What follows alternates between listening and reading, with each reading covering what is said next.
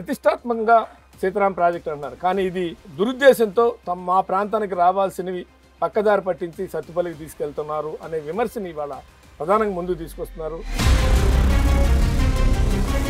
ఖమ్మం జిల్లా నెత్తి మీద ఉంటుంది బయ్యారు, అక్కడ ఉంటే ఖమ్మం జిల్లా మొత్తానికి వస్తుంది అనేది ఆనాటి ప్రతిపాదన. సీతారాం ప్రాజెక్టు యుద్ధ ప్రాతిపదికన పంపింగ్ చేసి రిజర్వాయర్ తెచ్చి వైరా రిజర్వాయర్ నుంచి మీరు చెప్తున్నటువంటి మరొక ప్రాంతానికి తీసుకెళ్తున్నారు సత్తుపల్లి అనేటువంటిది. అటవీ ప్రాంతం తప్ప నా నియోజకవర్గంలో ప్రతి సెంటుకి సాగర్ నీళ్లు వస్తాయి, లేకపోతే తమిళేరు నీళ్లు వస్తాయి. రైతులు సుభిక్షంగా ఉన్నారు.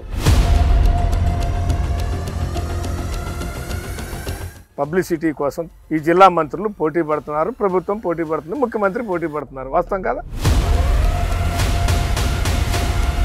అది ప్రజాస్వామ్య మాధుర్యం.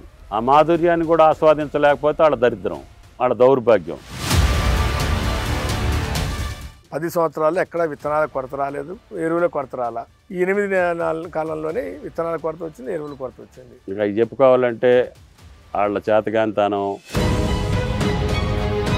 వేలాది మంది రైతు రుణమాఫీ పొందలేకపోతున్నారు అనేటువంటిది పెద్ద ఎత్తున విమర్శ వస్తుంది. చాలా సాంకేతిక కారణాలు, సాంకేతిక లోపాలని చెప్తున్నారు. ఏం చెప్పినా చాలామందికి రుణమాఫీ జరగటం లేదు. వాళ్ళకి వ్యవసాయం మీద దృష్టి లేదు, వ్యవసాయం మీద అవగాహన లేదు.